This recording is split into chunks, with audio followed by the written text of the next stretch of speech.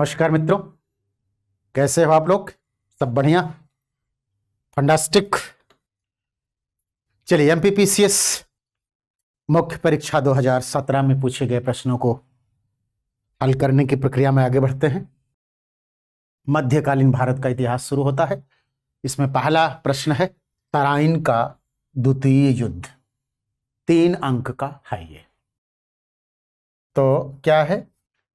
1192 ईस्वी में पृथ्वीराज चौहान एवं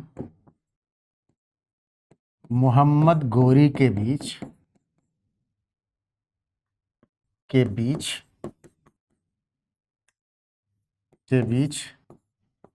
युद्ध हुआ, जिसमें मोहम्मद गोरी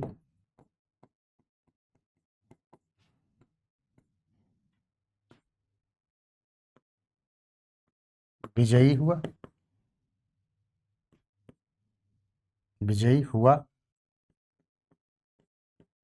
और दिल्ली में इस्लामिक सत्ता स्थापित हुई। इस्लामिक सत्ता स्थापित हुई।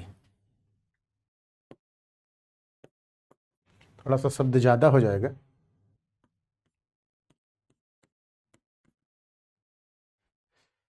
इसको और छोटा करने की ट्रिक यही है कि 1192 में तराइन का दूसरा युद्ध पृथ्वीराज चौहान मोहम्मद गोरी के बीच हुआ। गोरी विजयी हुआ और इसी के साथ दिल्ली में इस्लामिक सत्ता की स्थापना हुई।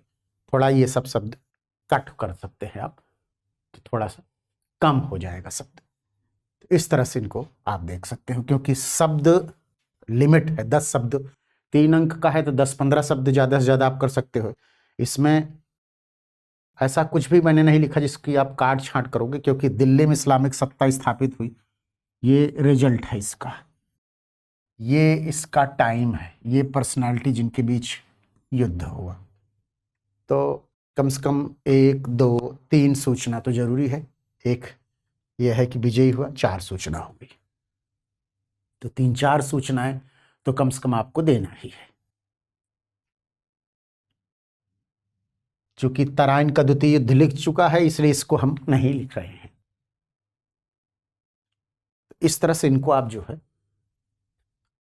पुट कर दो तो चीजें स्पष्ट हो जाएंगी। अब देखो बच्चों, थोड़ी सी इसकी मैं व्याख्या कर देता हूं कि तराइन का जो है युद्ध वो दो युद्ध हुआ था। पहला युद्ध हुआ था 91 में। इस युद्ध में पृथ्वीराज चौहान विजयी हुआ था, मोहम्मद गोरी हार गया था। लेकिन हारने के बाद भी वो हिम्मत नहीं हारा था। इतिहास हमें एक बहुत बड़ी लर्निंग देता है, सीख देता है कि असफलता से कभी निराश नहीं, असफलता का अवलोकन करें। 1191 में तराइन के पहले युद्ध में मोहम्मद गोरी हार गया, लेकिन एक ही वर्ष बाद फिर वो युद्ध के लिए आ गया। अब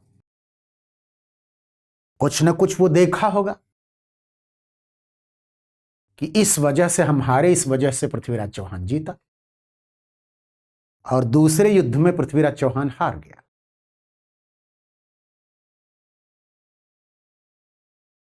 गोविंद राय, खांडे राय जैसे महत्वपूर्ण जो सैनिक थे इसके मारे गए। पृथ्वीराज चौहान हार गया।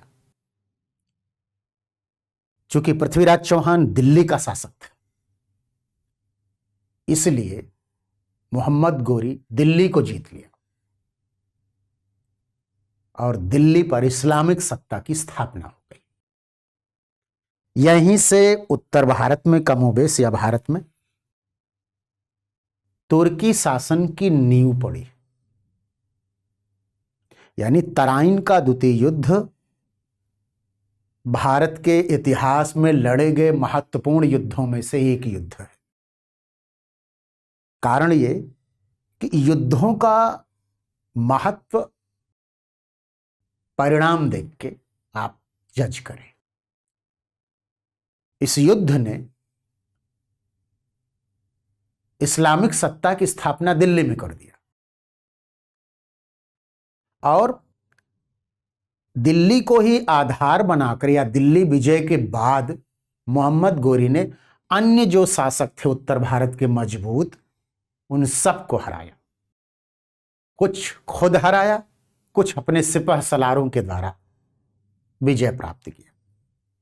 आप देखिए कि 1192 में तराइन का दूसरा युद्ध हुआ, पृथ्वीराज विजयी हुआ, पृथ्वीराज चौहान हार गया। पृथ्वीराज चौहान को एक तरह से बंदी बनाया गया, बाद में उसकी हत्या कर दी गया। इस पर तमाम तरह की बातें हैं, उसमें हम नहीं जाएंगे। मुद्दा मेन ये है कि पृथ्वीराज चौहान की पराजय, उत्तर भारत में दिल्ली में इस्लामिक सत्ता की नींव पड़ी। 1193 में दिल्ली एक तरह से राजधानी बन गई। 1194 में उसने चंदावर के युद्ध में गढ़वाल शासक जयचंद को हराया। जयचंद भी उस कन्नौज का शासक था, कन्नौज उसकी राजधानी थी। कन्नौज और दिल्ली के बीच कोई बहुत ज्यादा दूरी नहीं है। इस तरह से उत्तर भारत की राजनीति को प्रभावित किया और इन सब पराजयों के बाद ही दिल्ली सल्तनत की स्थापना का मार्ग प्रशस्त होता है। इसलिए इतिहास में एक निर्णायक युद्ध के रूप में दर्ज किया जाता है। अब आप देखो कि कैसे तराइन के द्वितीय युद्ध में मोहम्मद गोरी की विजय ने जो आधार बनाया, उससे तुर्की सत्ता की नींव पड़ी। मोहम्मद गोरी के बाद कुतुबुद्दीन ऐबक एक तरह से उसका उत्तराधिकारी बना, उसने दिल्ली सल्तनत की रूपरेखा बना दी और इल्तुतमिश आकर दिल्ली सल्तनत को वास्तविक रूप में स्थापित कर दिया। एक नेतृत्व, संगठन, संस्था और प्रशासकीय व्यवस्था, विदेश नीति, मुद्रा तंत्र, इन सब के माध्यम से दिल्ली सल्तनत को उसने वास्तविक आधार प्रदान किया। इस रूप में हम तराइन के युद्ध को देख सकते हैं कि इतना महत्व रखता है।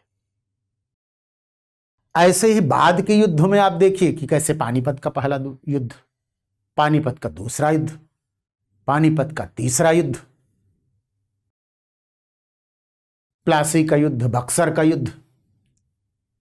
तो भारत के इतिहास में अगर आप मध्यकाल में, आधुनिक काल में युद्धों को देखेंगे तो कुछ युद्ध ऐसे हैं जिन्होंने निर्णायक स्थिति क्रिएट की।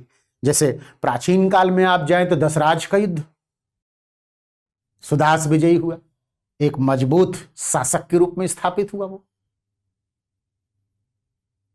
और वहां से राज्य तंत्र जो है, स्टेट सिस्टम मजबूत हुआ। धीरे धीरे करके क्षेत्रीय राज्य की संकल्पना सामने आती है, फिर साम्राज्यवाद का विकास होता है। तो इसी क्रम में अगर आगे आप देखेंगे, कलिंग का युद्ध भी एक बहुत महत्वपूर्ण निर्णायक युद्ध था, जिसने राज दर्शन की प्रकृति को चेंज कर दिया। तो युद्धों का पूरा जो आने वाले समय में किसी भी युद्ध को आपसे पूछ सकते हैं तो उनका सबसे महत्वपूर्ण पॉइंट आप जरूर बताएंगे। जैसे इस युद्ध में मैंने बता तो दिया कि पृथ्वीराज चौहान और मोहम्मद गोरी के बीच युद्ध हुआ, जिसमें मोहम्मद गोरी विजयी हुआ, लेकिन इतने लिखने से आपको नंबर नहीं देगा। आपको यह बताना होगा कि दिल्ली में मोहम्मद गोरी विजयी हुआ और दिल्ली में इस्लामिक सत्ता स्थापित हुई। इसको आप जो है कर सकते हो। शब्द घटाना में आप मोहम्मद हटा सकते हो, गोरी विजयी हुआ, यह भी करके आप काम चला सकते हो। टीचर को तो बस दिखाना है, मैंने आप 2 पॉइंट 3 पॉइंट आपको दे दिए, इस ढंग से आप इनको देख सकते हो। चलते हैं अगले प्रश्न पर। रामानंद,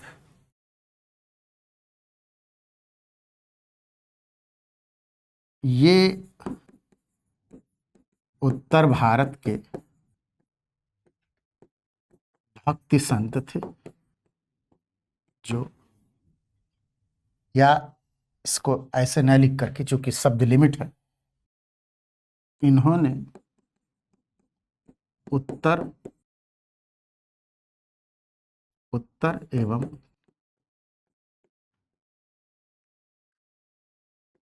दक्षिण के भक्ति आंदोलन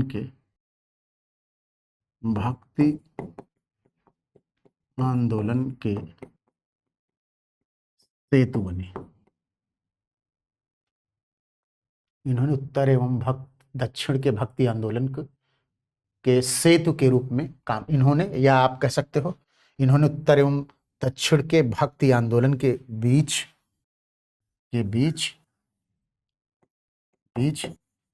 सेतु का काम किए।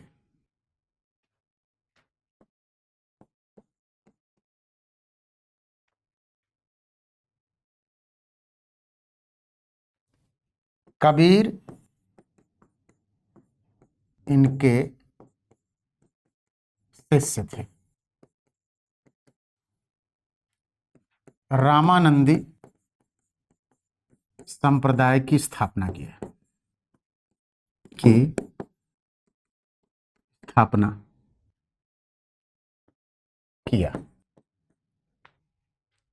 अब देखिए, कबीर एक बहुत बड़ी पर्सनालिटी है। यहां टीचर ये भी चेक करना चाहता है कि बच्चे को तो आता सब कुछ है, लेकिन उसे कम शब्दों में किस महत्वपूर्ण जानकारी को देना चाहिए जो इतिहास में दर्ज है। इस उत्तर को आप ऐसे ही समझो बच्चों। रामानंद का जो योगदान है वो यही है सबसे बड़ा, कि इन्होंने उत्तर एवं दक्षिण के भक्ति आंदोलन के बीच सेतु का काम किया। उत्तर एवं दक्षिण के भक्ति आंदोलन के बीच सेतु का काम किया। कबीर इनके शिष्य, रामानंदी संप्रदाय की स्थापना। कामा लगा के भी थाथी हटाना चाहो तो ये भी सेट कर सकते हो। अब वैसे तो इन पर बहुत सारी बातें हैं। भक्ति उपजी द्राविणे, लाए रामानंद, प्रकट कियो कबीर।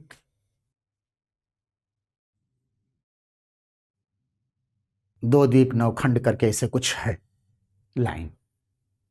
और संस्कृत में है कि उत्पन्ना द्राविड़े चाहम कर्णाटे वृद्धि भागता स्थित किंचिन महाराष्ट्र गुर्जरे जीर्णांतागता। तो भक्ति आंदोलन के महत्वपूर्ण संत थे यही, यानी रामानंद ने। अब थोड़ी अगर व्याख्या करें, यहां आप इतना तक तो आप लिख दो, कम से कम इतना लिखो। रामानंदी संप्रदाय को भी चाहो तो सेट कर लो कि इन्होंने उत्तर एवं दक्षिण के भक्ति आंदोलन के बीच सेतु का काम किया। कबीर इनके शिष्य और रामानंदी संप्रदाय की स्थापना की। इन्होंने रामानंदी संप्रदाय की स्थापना की। बस हो गया। तो आपने एक सेतु, सबसे बड़ा काम यही है इनका।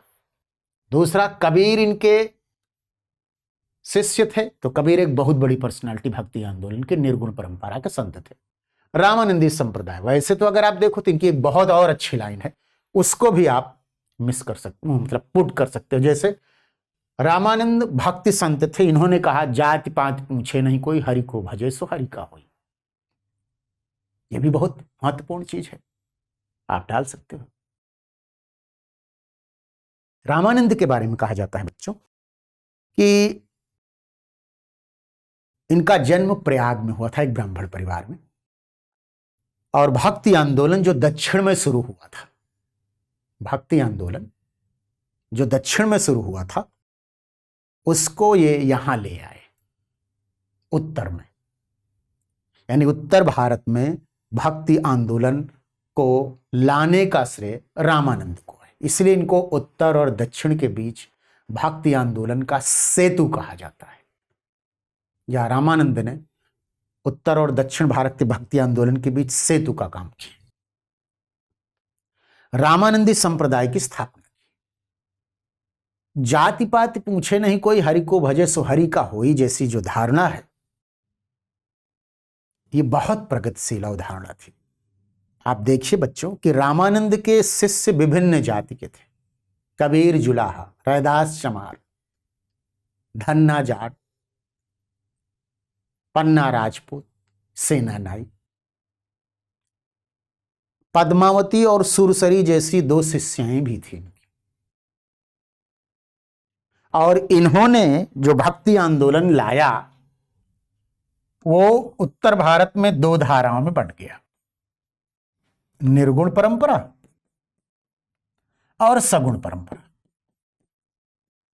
निर्गुण में अगर आप देखो तो ईश्वर की जो आराधना है वो निराकार रूप में, किसी आकार रूप में नहीं, यानी मूर्ति के रूप में पूजा नहीं होती है निर्गुण में। निर्गुण है निराकार, निर्विकार, निरुपाधिक और निर्वचनीय है, ऐसे ईश्वर की उपासना की जाती है। उदाहरण अगर आपको दे तो कबीर कहते हैं कि मेरे राम दशरथ के राम नहीं है, मेरे राम तो घट घट में व्याप्त राम। मेरे राम क्या है? घट घट में व्याप्त राम। तो कबीर भी एक निर्गुण परंपरा के संत थे। गृहस्थ होते हुए भी उन्होंने अपनी बातों को बहुत ही तार्किकता के साथ रखा, तमाम तरह का क्रिटिक किया कि पाथर पूजे हरि मिले तो मैं पूजू पहाड़, घर के चकिया कौन पीजे जाके पीसा खाए। काकर पाथर जोड़ के मस्जिद दियो बना, ताचड़ मुल्ला बाग दे क्या बहरा हुआ खुदा। तो सबका क्रिटिक किया इन्होंने। इनको पाथ फाइंडर माना जाता है, निडर अन्वेषी थे कबीर, रामानंद के शिष्य थे। और इसके बाद एक सगुण परंपरा। अच्छा, कबीर के अलावा नानक भी थे, नानक को भी आप निर्गुण परंपरा का संत मान सकते हैं। इन लोगों ने निर्गुण परंपरा को आगे बढ़ा। दादू दयाल को भी आप मान सकते हैं। सगुण परंपरा में आप देखिए तो तुलसीदास है, सूरदास हैं, और जो है चैतन्य महाप्रभु हैं, मीराबाई हैं, शंकर देव हैं, बहुत सारे संत आपको मिल जाएंगे जो प्रतिमा पूजा यानी मूर्ति पूजा की बात करते हैं और एक कैरेक्टर के रूप में जो है भगवान को साकार प्रतिमा के रूप में व्याख्यायित करते हैं। तो दोनों धाराएं जो है देखने को मिलती है। सगुण में भी एक प्रेममयी धारा मिल जाएगी, एक मर्यादा वाली धारणा मिल जाएगी, यानी थोड़ी सी परंपरागत धारणा वाली मिल जाएगी। तमाम तरह की धाराएं विकसित होती हैं भक्ति में। तो इस तरह से इनको आप देख सकते हो कि कैसे जो है रामानंद जब भक्ति आंदोलन को यहां लाए उत्तर भारत में, रामानंदी संप्रदाय की स्थापना करके जाति भेद के बिना सबको अपना शिष्य बनाया, सब इनसे जुड़े रहे। सामान्य रूप में यह माना जाता है कि इनका जन्म 14वीं शताब्दी में हुआ था। इनके जन्म के लेकर के बहुत ज्यादा क्लैरिटी नहीं है, थोड़ा बहुत कहा जाता है, डाउट है, बट सामान्य रूप में यह माना जाता है कि इसकी संभावनाएं हैं। क्यों? क्योंकि कबीर का जो समय है वो 15वीं शताब्दी है। कबीर इनके शिष्य थे, तो जाहिर सी बात है कि 15वीं में यदि कबीर हैं तो 14वीं में संभावनाएं व्यक्त की जा सकती हैं इनके। इस आधार पर इनको आप देख सकते हो। तो रामानंद जो है इसलिए महत्वपूर्ण है कि इन्होंने हमारे समाज में जाति भेदभाव की जो प्रक्रिया थी, जो व्यवस्था थी, उस पर चोट किया इन्होंने। इस भेदभाव को एक्सेप्ट नहीं किया। इस रूप में इनको हम उल्लेखनीय मान सकते हैं। और कैसे इन्होंने स्त्री पुरुष का भेद नहीं किया, जाति का भेद नहीं किया, सबको शिष्य बनाया, वो चाहे जिस जाति धर्म का क्षेत्र का हो, का हो। ये बहुत महत्वपूर्ण चीज थी। Is it clear? इस तरह से इनको हम देख सकते हैं। अगला क्वेश्चन देखते हैं। दहसाला बंदोबस्त के विकास में राजा टोडरमल के योगदान पर प्रकाश डालिए।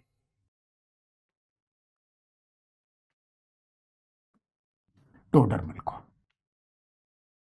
अकबर के काल में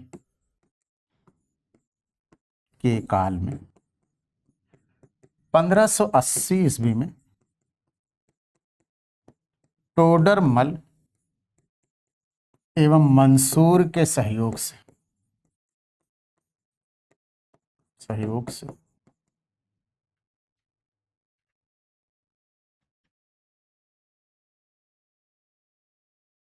जाति व्यवस्था पर आधारित, व्यवस्था पर आधारित एक व्यवस्था, एक बंदोबस्त शुरू हुआ, जिसे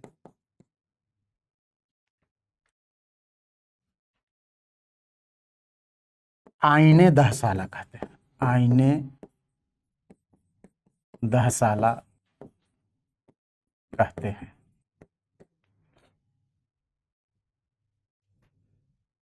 इस व्यवस्था में या इस बंदोबस्त में कृषि उत्पादन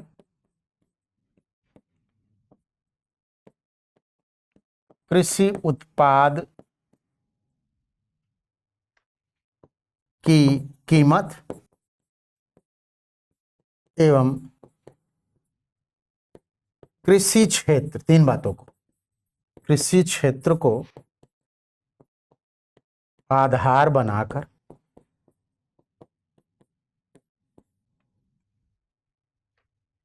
पिछले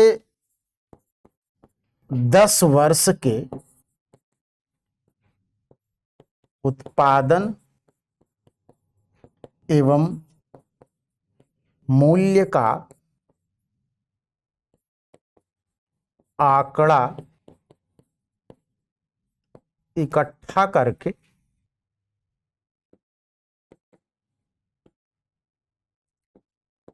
उसको 10 से भाग देकर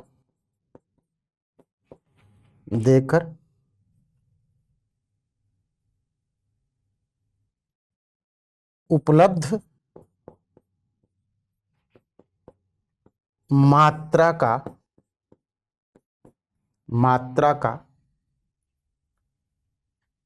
1/3 लेने का विधान किया गया।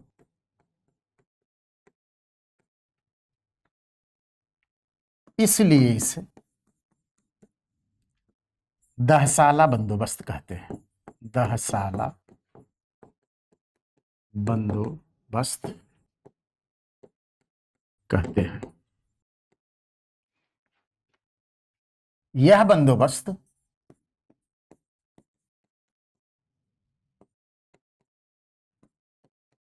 गुजरात से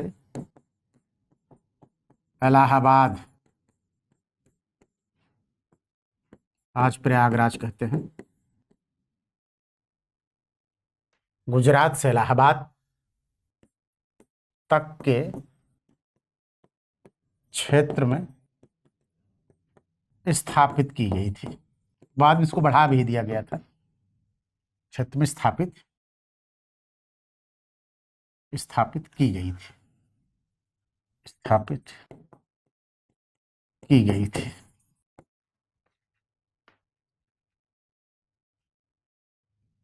इज इट क्लियर?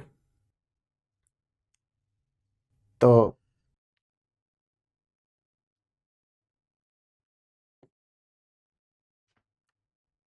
इससे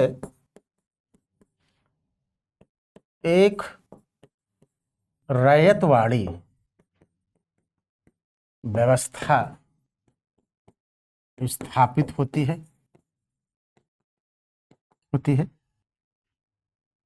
जिसमें उतार चढ़ाव की स्थिति में सरकार और किसान दोनों के ऊपर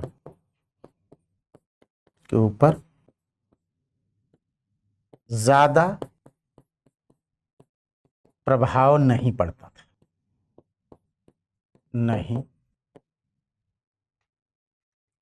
था, ज्यादा प्रभाव नहीं पड़ता था। यही इस व्यवस्था की व्यावहारिकता थी। व्यवहारिकता, व्यवहारिकता थी। तो कहने का मतलब यह है बच्चों कि इस व्यवस्था में जो खास बात है वो यही है कि इसमें अब इतना तो आप लिख लेंगे, मतलब ये परिचय दे देंगे आप, और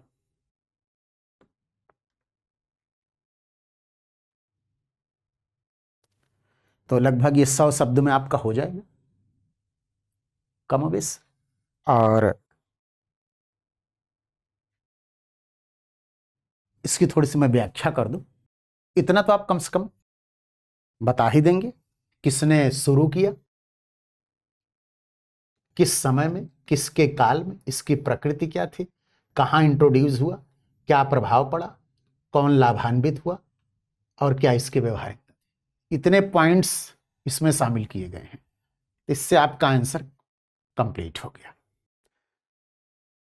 चाहो तो इसमें एक दो चीजें और जोड़ सकते हो। जैसे यहां एक बात स्पष्ट कर दूं कि अकबर ने जो राजस्व व्यवस्था शुरू की थी वो मूलतः एक तरह से शेर शाह सूरी के द्वारा स्थापित को ही आगे बढ़ाया गया था, लेकिन कुछ सुधार किया था। जैसे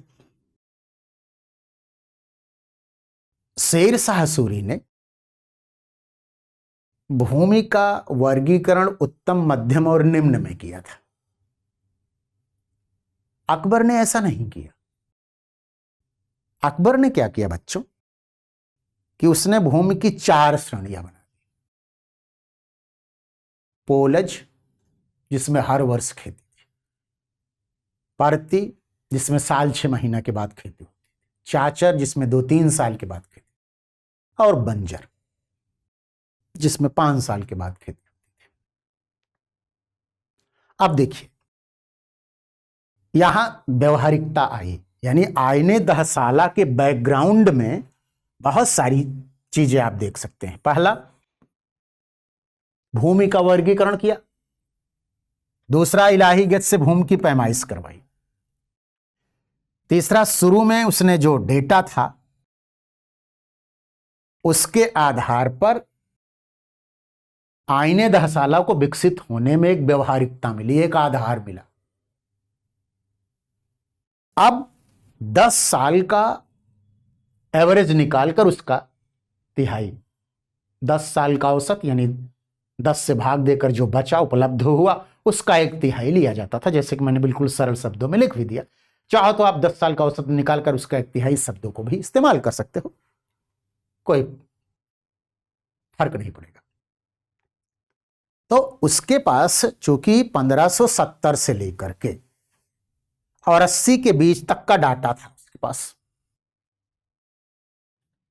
1580 में इसको इंट्रोड्यूस किया गया टोडरमल एवं मंसूर के सहयोग से। बाद में अगर आप देखो तो शाहजहां के काल में मुर्शीद कुली खां इसको दक्कन में ले गया, लागू किया।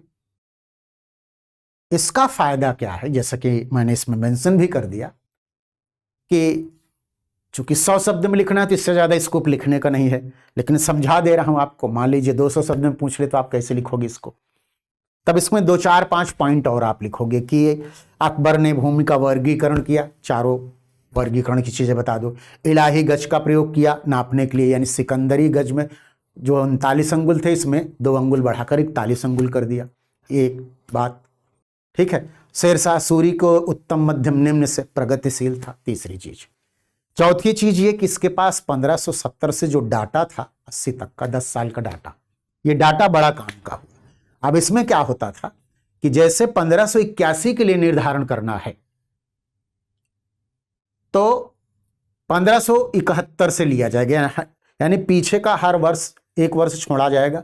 अब 82 आ गया तो 72 आ गया, 83 आ गया तो 73 आ गया, ऐसे ऐसे करके पूरा निर्धारित किया जाता था। इससे होता क्या है कि चूंकि 10 साल का औसत निकाला जाता था, तो मान लीजिए अकाल की स्थिति हुई, विपरीत स्थिति हो गई, तो उसमें सिर्फ ना तो किसान के ऊपर जाता था और ना ही सरकार या राज्य के ऊपर जाता था। यानी अगर किसी प्रकार की समस्या है, डिसास्टर की स्थिति हो रही है, अकाल की स्थिति, आपदा की स्थिति क्रिएट हो रही है, तो उसमें क्या है कि सरकार और कृषक दोनों भार को बांट लेंगे, क्योंकि एकाएक ना तो बहुत बढ़ेगा और ना ही एकाएक घटेगा। अब जब एकदम नहीं हो रही स्थिति, जैसे अब 1630 में शाहजहां के काल में भीषण अकाल पड़ा, उत्पादन ही ठप हो गया, तो लगान माफ करना पड़ा शाहजहां को। ये एक अपवाद की स्थिति है कि बिल्कुल शून्य स्थिति हो जाए। लेकिन सामान्य रूप में अगर आप देखो तो 10 साल में पीछे के 1 साल घटा दीजिए और आगे का 1 साल का जोड़ दीजिए, तो उस हिसाब से क्या होगा, बहुत ज्यादा फ्लैक्चुएशन तो होगा ना, उतार चढ़ाव ज्यादा होगा नहीं, तो उतार चढ़ाव की स्थिति में दोनों के ऊपर आ जाएगा।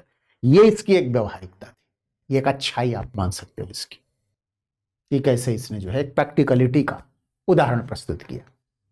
इस रूप में आईने दहसाला को महत्व दिया जाता है। इसको पूरे क्षेत्र में लागू नहीं किया, मतलब गुजरात से इलाहाबाद का क्षेत्र या दोआब वगैरह का जो क्षेत्र था उसमें इसको लागू किया गया। उत्तर पश्चिम के बहुत सारे सुदूर जो क्षेत्र थे वहां नहीं। क्योंकि इसमें मापन प्रणाली को आधार बनाया गया। क्योंकि जैसे कि मैंने 3 शब्द इस्तेमाल किया कि कृषि का उत्पादन, कृषि उत्पाद की कीमत और कृषि का क्षेत्र, ये तीनों बातों को विशेष तौर पर ध्यान में रखना है, तभी तो डेटा आंकड़ा आपके पास आएगा। आंकड़ा से आप आकलन करेंगे, औसत निकालेंगे, फिर उसको आप जो है 1/3 ले लेंगे किसानों से। ये किसानों से सीधे जुड़ रही, कोई मीडिएटर नहीं, तो इसलिए इसको रैयत वाली व्यवस्था आप कर सकते हो। यद्यपि ये काम शेरशाह सूरी ने पहले ही कर दिया था। तो ये एक महत्वपूर्ण चीज थी। जहां जहां मापन की सुविधा अवेलेबल थी, उत्पादन व्यापक पैमाने पर होता था, वहां इसको इंट्रोड्यूस करने का लाभ था। अन्यथा तो बहुत सारी जगह उसने ऐसी भी व्यवस्था स्थापित की थी, जैसे कनकोत प्रणाली में तो अनुमान के आधार पर, गल्ला बक्सी में भी रास बटाई, लंक बटाई या क्षेत्र बटाई, खेत की बटाई करके ले लेते थे।